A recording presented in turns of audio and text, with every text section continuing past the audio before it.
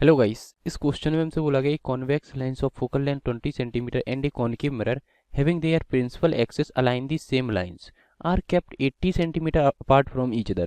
The concave mirror is to the right of the convex lens. When an object is kept at a distance of 30 centimeter to the left of the convex lens, its image remains at the same position even after if the concave mirror is removed.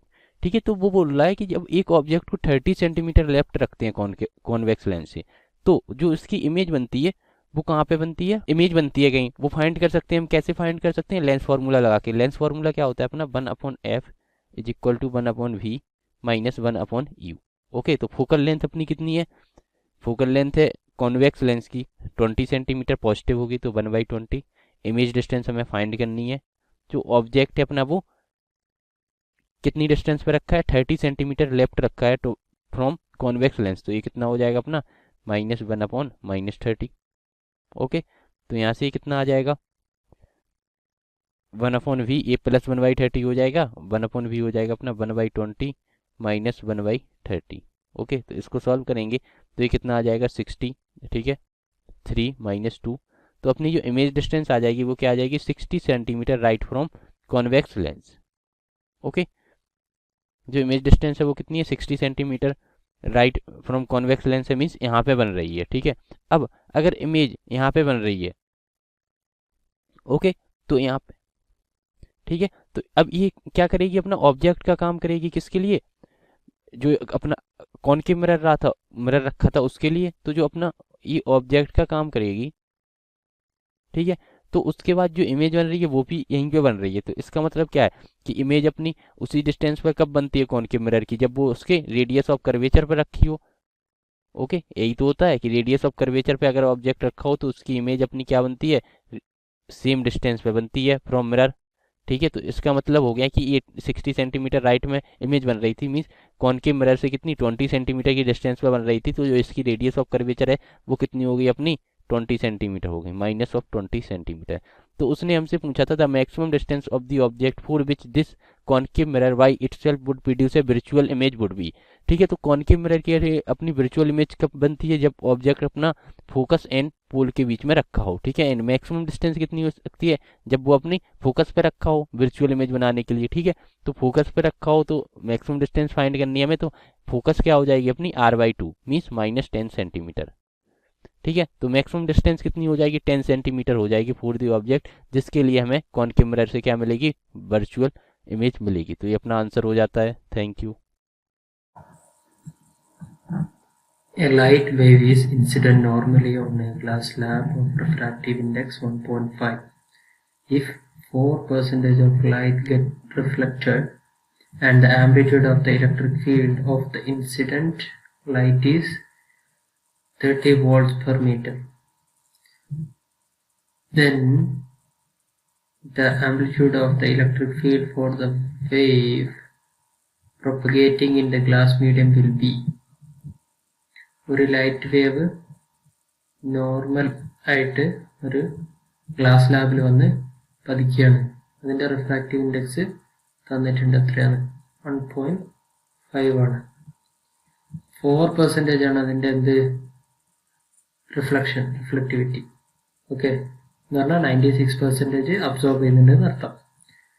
പിന്നെ ഈ വരുന്ന ലൈറ്റിൻ്റെ intensity, അല്ലെങ്കിൽ intensity അല്ല, electric ഫീൽഡിന്റെ amplitude തന്നിട്ടുണ്ട്. 30 volt per metre ആണ്. അങ്ങനെയാണെങ്കിൽ ഈ ഗ്ലാസ് ലാബിന്റെ ഉള്ളിൽ കൂടെ പ്രൊപ്പഗേറ്റ് ചെയ്യുന്ന ആ വേവിന്റെ ആംപ്ലിറ്റ്യൂഡ് എന്തായിരിക്കും എന്നുള്ളതാണ് ക്വസ്റ്റ്യൻ. ഓക്കെ, ഈ രണ്ട് കാര്യങ്ങൾ തന്നിട്ടുണ്ട്. ഒന്ന് മ്യൂ എന്താന്ന് തന്നിട്ടുണ്ട്. മ്യൂ എന്ന് പറഞ്ഞാൽ റിഫ്രാക്റ്റീവ് ഇൻഡെക്സ്, ഗ്ലാസിന്റെ റിഫ്രാക്റ്റീവ് ഇൻഡെക്സ് എത്രയാണ് തന്നിട്ടുണ്ട്? 1.5 ആണ്. പിന്നെ റിഫ്ലക്റ്റിവിറ്റി എന്ന് പറയുമ്പോൾ എന്താണ്? 4% ആണ്. ഈ രണ്ട് കാര്യങ്ങൾ തന്നിട്ടുണ്ട്. അത് മാത്രമല്ല ഒരു കാര്യം കൂടി തന്നിട്ടുണ്ട്. E0, അതായത് വന്ന് പതിക്കുന്ന ലൈറ്റിന്റെ ആംപ്ലിറ്റ്യൂഡ് എത്രയാണ് തന്നിട്ടുണ്ട്. ഇലക്ട്രിക് ഫീൽഡിന്റെ ആംപ്ലിറ്റ്യൂഡ് 30 വോൾട്ട് പെർ മീറ്റർ തന്നിട്ടുണ്ട്. നമ്മളോട് കാണാൻ പറഞ്ഞ എന്താണ്? ഈ മീഡിയത്തിലൂടെ പ്രൊപ്പഗേറ്റ് ചെയ്യുമ്പോൾ അതിന്റെ ആ വേവിന്റെ ആംപ്ലിറ്റ്യൂഡ് എന്താണെന്നാണ് കണ്ടുപിടിക്കേണ്ടത്. സോ നമുക്ക് ഈ വേവ് ഒക്കെ പ്രൊപ്പഗേറ്റ് ചെയ്യുമ്പം അതിൻ്റെ ഇൻറ്റൻസിറ്റിക്ക് നമുക്കൊരു ഇക്വേഷൻ ഉണ്ട്. എയറിലൂടെയാണ് ഇത് പ്രൊപ്പഗേറ്റ് ചെയ്യുന്നതെങ്കിൽ എന്താണ് equation? Half I is equal to half epsilon 0 E0 square C. Okay, ഇത് എവിടെയാണെങ്കിലാണ്? ഇൻ എയർ ആണ്. എയർ ആകുമ്പോഴാണ് എപ്സിലോൺ 0 E0 C ഒക്കെ വരിക. ഇവിടെയാണല്ലോ എല്ലാം ഐഡിയൽ മാക്സിമം ആയിട്ട് കാണുന്നത്, അല്ലെങ്കിൽ വാക്വത്തിൽ. പിന്നെ നമ്മൾ മീഡിയത്തിലൂടെ പ്രൊപ്പഗേറ്റ് ചെയ്യുമ്പോൾ എന്തായിരിക്കും എന്നുള്ളതാണ് ഐ ഡാഷ്. അപ്പോൾ ഇതേപോലെ തന്നെ ഫോം ഇത് തന്നെയായിരിക്കും, പക്ഷേ എപ്സിലോൺ 0 ഒക്കെ എന്താണെന്നുള്ളത് ചെറുതായിട്ട് മാറും. എപ്സിലോൺ 0 പകരം എപ്സിലോൺ ആയി മാറും, E0 പകരം E ആയി മാറും. പിന്നെ സി എന്ന് പറഞ്ഞാൽ മാക്സിമം സ്പീഡാണ്, ലൈറ്റിൻ്റെ സ്പീഡ്. പക്ഷേ നമുക്ക് എന്തേ ഉണ്ടാവുള്ളൂ, അത്രയും സ്പീഡ് ഉണ്ടാവില്ല. അതെന്താവും? ഒരു വെലോസിറ്റി ആയി മാറും, വി എഴുതാം. ഓക്കെ, ഇനി നമുക്കറിയാം ഈ പെർമിറ്റിവിറ്റി ഇ എന്ന് പറഞ്ഞാൽ എപ്സിലോൺ 0 എന്ന് പറഞ്ഞാലും എപ്സിലോൺ ഒക്കെ എന്താണ്? പെർമിറ്റിവിറ്റി അല്ലേ. സോ പെർമിറ്റിവിറ്റിക്ക് ഒരു റിലേഷൻ ഉണ്ട്, epsilon equal to epsilon r into epsilon 0. ഇങ്ങനെ ഒരു റിലേഷൻ നമുക്കറിയാം. ഓക്കെ, ഇത്തരം കാര്യങ്ങൾ നമുക്കറിയാം. ഇനി വേറൊരു കാര്യം, ഐയും ഐ ഡാഷും തമ്മിൽ നമുക്ക് റിലേഷൻ ഉണ്ട്. എന്ത് കാരണം? ഈ റിഫ്ലക്റ്റിവിറ്റി തന്നുകൊണ്ട് നമുക്ക് റിലേഷൻ ഉണ്ട്. ഏതാണ് relation? I dash is equal to 4% reflect ചെയ്യാന്ന് പറഞ്ഞാൽ 96% അബ്സോർബ് ചെയ്യാനാണ്. അപ്പോൾ I dash എന്ന് പറഞ്ഞാൽ എന്താണ്? 96% എന്ന് പറയുമ്പോൾ 96/100 ടൈംസ് I ആയിരിക്കും. ഇതാണ് നമ്മുടെ റിലേഷൻ. ഇത് വെച്ചിട്ട് വേണം ബാക്കി കാൽക്കുലേഷൻ നമ്മൾ ചെയ്യാൻ. സോ ജസ്റ്റ് എന്ത് ചെയ്താൽ മതി? ഇനിയൊന്നുമില്ല, ജസ്റ്റ് ഈ ഇക്വേഷൻ അങ്ങോട്ട് സബ്സ്റ്റിറ്റ്യൂട്ട് ചെയ്താൽ മതി. സോ I ഡാഷിന്റെ ഇക്വേഷൻ എന്തായിരുന്നു? ഇതാണ് ഈ ഇക്വേഷൻ. ഈ ഇക്വേഷൻ അതെന്താണ്? 1/2 എപ്സിലോണിന് പകരം ഞാൻ ഇത് എഴുതുന്നുണ്ട്, ഈ സാധനം. അതായത് എപ്സിലോണിന് പകരം എപ്സിലോൺ ആർ എപ്സിലോൺ നോട്ട്, പിന്നെ E സ്ക്വയർ ഇൻറ്റു വി, അതാണ് I dash, into 96 equal to 96/100. പിന്നെ ഐ എന്താണ് ഇവിടെ എഴുതിയിട്ടുണ്ട്, ഈ ഇക്വേഷൻ ആണ്. So into 1/2 epsilon 0 E0 square c. Left hand സൈഡും റൈറ്റ് ഹാൻഡ് സൈഡും നോക്കി കഴിഞ്ഞാൽ ഇതും ക്യാൻസലായി, പിന്നെ എപ്സിലോൺ 0യും എപ്സിലോൺ 0 ക്യാൻസലായി. ലെഫ്റ്റ് ഹാൻഡ് സൈഡിൽ ബാക്കിയുള്ള എന്താണ്? Epsilon r E square B is equal to 96/100 into E0 square c. നമുക്ക് ഈ ഒരു ഇക്വേഷൻ ഇതിൽ നിന്ന് കണ്ടെത്താം. E square is equal to, ഈ സ്ക്വയറിന് നമുക്കൊരു ഇക്വേഷൻ ഉണ്ട്. ഈ സ്ക്വയറിന് എന്താ ഇക്വേഷൻ വരിക? 96/100. ഈ സ്ക്വയർ അല്ലാത്ത ബാക്കി രണ്ടെണ്ണത്തിന് റൈറ്റ് ഹാൻഡ് സൈഡിലേക്ക് കൊണ്ടുപോയാൽ മതി. So E0 square c divided by എന്താണ്? Epsilon r v. Okay,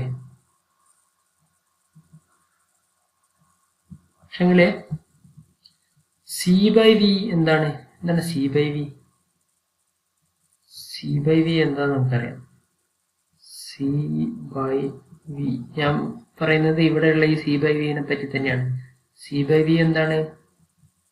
refractive index ആണ്, മ്യൂ ആണ് അല്ലേ. അതേപോലെ റൂട്ട് എപ്സിലോൺ ആർ എന്താണ്? അത് മ്യൂ ആണ്.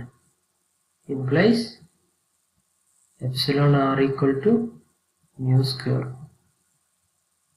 ഈ ഇക്വേഷനിൽ എന്ത് ചെയ്യും? ചെറിയൊരു മാറ്റം കൂടി വരും. ഒന്നും കൂടി സിംപ്ലിഫൈ ചെയ്യാം നമുക്ക് ഈ ഇക്വേഷനെ. എന്ന് പറയുമ്പോൾ 96/100 E0 square C by v എന്താന്ന് പറഞ്ഞാൽ മ്യൂ ആണ്. സോ സി ബൈ വിക്ക് ഒരു മ്യൂ എഴുതി, ഡിനോമിനേറ്ററിൽ എപ്സിലോൺ ആറിന് പകരം മ്യൂ സ്ക്വയർ എഴുതി. ഡിനോമിനേറ്ററിലൊരു മ്യൂ മാത്രം ബാക്കിയായി. So 96 e square divide by 100 mu എന്നായി മാറി. ജസ്റ്റ് ബാക്കി കാര്യങ്ങൾ സബ്സ്റ്റിറ്റ്യൂട്ട് ചെയ്താൽ മതി. എന്താണ് 96 ഇൻറ്റു ഈ എന്താണ് ഈ 0 എന്താ നമ്മൾ സ്റ്റാർട്ടിങ്ങിൽ എഴുതി വെച്ചിട്ടുണ്ട്. എത്രയാണ് 30 ഡിവൈഡഡ് ബൈ 100 ടൈംസ് മ്യൂ 1.51. നമ്മൾ കാൽക്കുലേറ്റ് ചെയ്ത് കഴിഞ്ഞാൽ നമുക്ക് എന്താ കിട്ടുന്നത് 24 വോൾട്ട് പെർ മീറ്റർ. ഇതാണ് അതിലൂടെ പ്രൊപ്പഗേറ്റ് ചെയ്യുന്ന മീഡിയത്തിലൂടെ പ്രൊപ്പഗേറ്റ് ചെയ്യുന്നതിന്റെ ആംപ്ലിറ്റ്യൂഡ്, ഇലക്ട്രിക് ഫീൽഡിന്റെ ആംപ്ലിറ്റ്യൂഡ്. അതായത് ഈ third option. Okay, thank you.